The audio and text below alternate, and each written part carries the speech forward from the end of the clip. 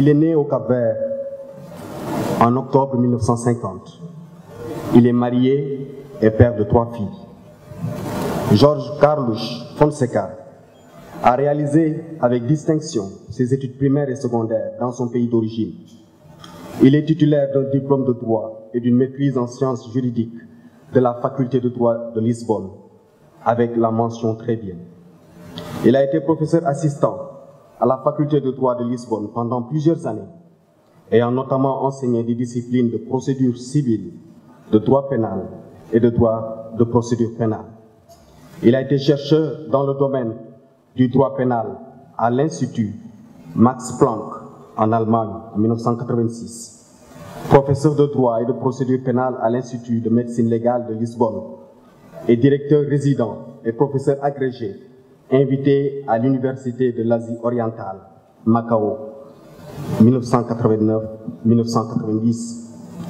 Il a déjà un vaste travail scientifique dans les domaines du droit pénal, des procédures pénales et constitutionnelles. Une dizaine de livres et plus de 50 ouvrages doctrinaux publiés dans plus d'une douzaine de pays. Il a également des dizaines d'écrits sur la politique, la culture, la démocratie, les droits de l'homme et la citoyenneté dans des revues spécialisées capverdiennes et étrangères. Il a publié un total de 18 livres, y compris des ouvrages juridiques, littéraires, etc.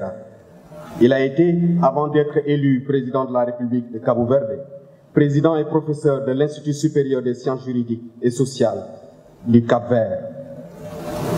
Il a participé à la rédaction de la Constitution du Cap-Vert en 1992 et, en tant que jurisconsulte et chercheur, il a été l'auteur de divers projets de diplôme qui marquent les contours du nouvel ordre juridique capverdien, à savoir les projets de code pénal, du code de procédure pénale, d'une loi sur l'exécution des sanctions pénales, du projet de loi sur le soutien aux victimes de crimes violents et de la loi sur les infractions fiscales douanières. Il a dirigé et coordonné l'étude sur l'état de la justice au Cap-Vert en 2001. Il a participé en tant qu'expert contracté par les Nations Unies à la rédaction de la Constitution de Timor-Leste 2001-2002. Il est fondateur de la revue Droit et Citoyenneté, qui a été publiée au Cap-Vert de 1997 à 2011. Figure en tant que collaborateur permanent de la revue portugaise de sciences criminelles et membre du comité de rédaction de la revue d'économie et de droit.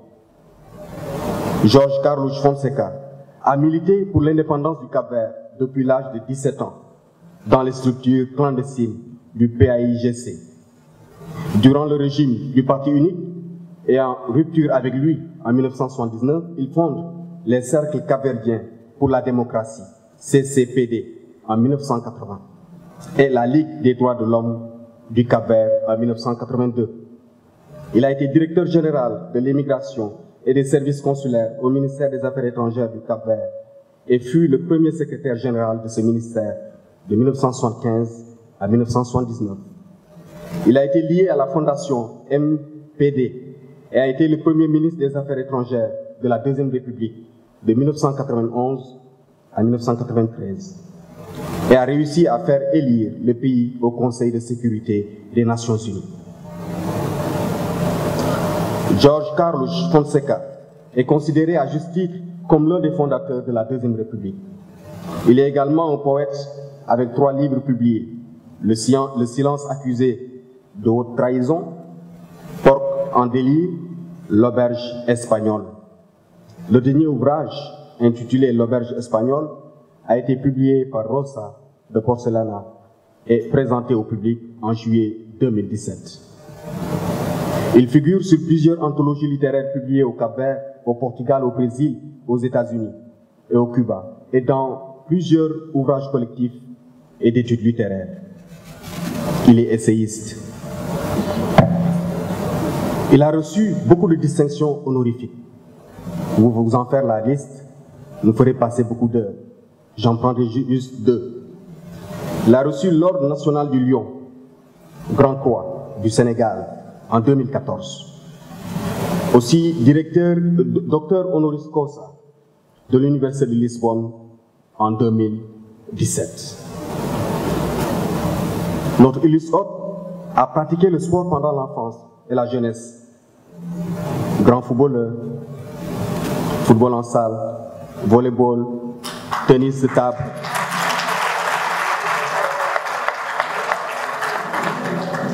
Et concernant le tennis de table, il a été même champion individuel de cette discipline. Plus tard, faites attention, il a pratiqué le karaté.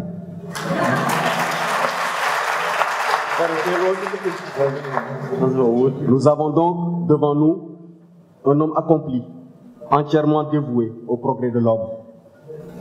Notre illustre hôte fait partie du cercle restreint de ces hommes d'exception qui ont pour mission de conduire le destin des peuples, d'abord en qualité de pédagogos, enseignant, ensuite en qualité d'agogos, celui qui conduit, celui qui guide les hommes.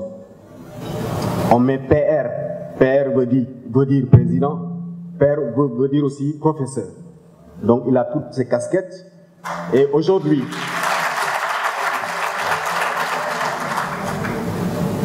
cela nous laisse le libre choix de choisir entre, excusez la répétition, entre le président et le professeur. Pour notre part, le choix est clair. En vous accueillant, chers collègues, à l'UCAD, nous vous accueillons chez vous. Et c'est pour cela qu'en ce moment solennel, nous allons prêter toute notre attention à l'éminent professeur que vous êtes, pour vous entendre indiquer les défis du développement et de la démocratie en Afrique, le cas particulier de la République de Cabo Verde. Monsieur le Président, qu'il vous plaise de prendre la parole.